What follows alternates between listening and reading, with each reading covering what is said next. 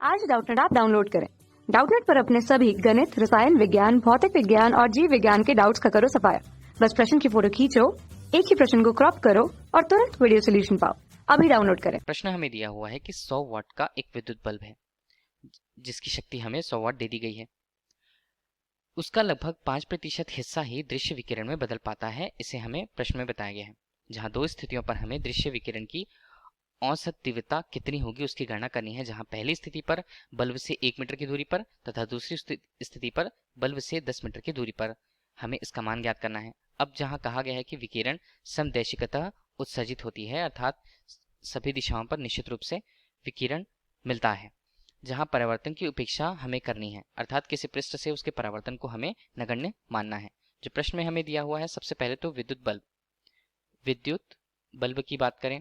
विद्युत बल्ब जिसकी शक्ति हमें कितनी दी हुई है, शक्ति के रूप में इसे हम प्रदर्शित करते हैं P से।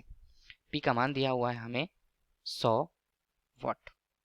बोला है इसका केवल 5% हिस्सा ही दृश्य विकिरण पर बदल पाता है। दृश्य विकिरण। अब हम यह देखते हैं कि बल्ब से 1 मीटर की दूरी पर उसकी औसत तीव्रता कितनी होगी। पहली स्थिति जो हमें दी गई है, यदि हम देखते हैं ये बल्ब है, बल्ब से 1 मीटर की दूरी पर 1 मीटर की दूरी पर विकिरण का फैलाव भी कुछ इस प्रकार होगा कि उसके लिए जो बल्ब का जो पृष्ठ है इसे हम गोली पृष्ठ ही मानते हैं। इस गोली पृष्ठ के अनुसार विकिरण जो प्राप्त होगा 1 मीटर की दूरी पर, वह भी गोली रूप से ही प्राप्त होगा। गोली रूप से प्राप्त होने पर उसके लिए हम उसके संपूर्ण पृष्ठ का क्षेत्रफल देखें। संपूर्ण पृष्ठ क्षेत्रफल किसी गोली के लिए कितना होता है, उसका मान होता है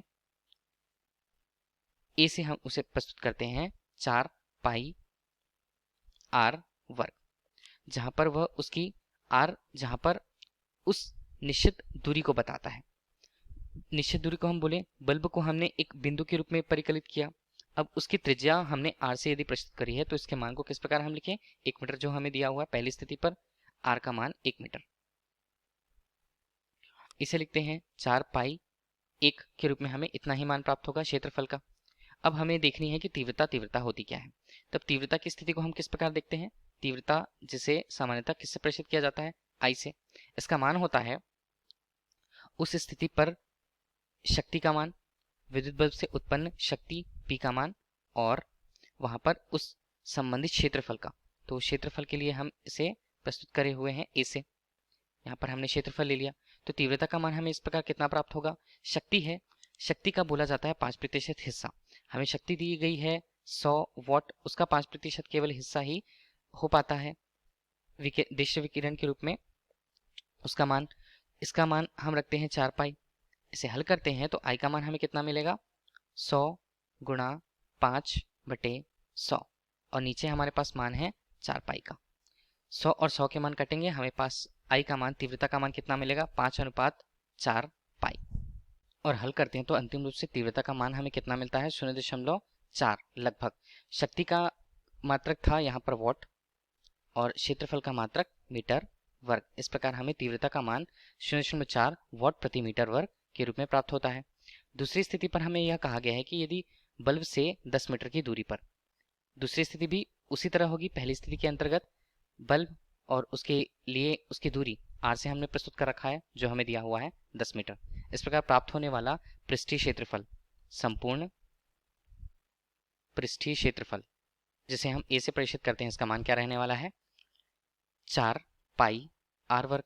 आर का मान हमें दिया हुआ है 4 पाई, यदि हमने रखा यहाँ पर 10 और उसका वर्ग किए हम ए बराबर मीटर के रूप में, इसे हम लिखते हैं 400 पाई के लगभग हमें क्षेत्रफल प्राप्त होता है, पृष्ठीय क्षेत्रफल। पृष्ठीय क्षेत्रफल के अनुसार यदि हम उसकी तीव्रता ज्ञात करें तब तीव्रता किस प्रकार होगी, बिल्कुल इसी तरह तीव्रता आई से जिसे प्रदर्शित करते हैं वह होती है उत्पन्न शक्ति जो विकिरण के रूप में प्रसारित होने वाली है, और यहाँ पर उस पृष्ठीय क्षेत्रफल को, पृष्ठीय क्षेत्रफल किससे प्रदर्शित करते हैं, उसे ए से प्रदर्शित किया जाता है। शक्ति हम किस प्रकार निकालेंगे, जो प्रश्न में दिया हुआ है कि 5% हिस्सा, अर्थात 100 वाट का केवल 5% हिस्सा, यहाँ पर हमने 5% लिख दिया। और पृष्ठीय क्षेत्रफल हमें कितना दिया है, 400 पाई। यहाँ पर इसे हल करते हैं तो 100 गुणा 5/100, और इसी तरह नीचे मान 400 पाई के रूप में प्राप्त होता है। और हल करते हैं आगे, तो आई का मान हमें कितना मिला, 100 और 100 कट गए, 5:400 पाई।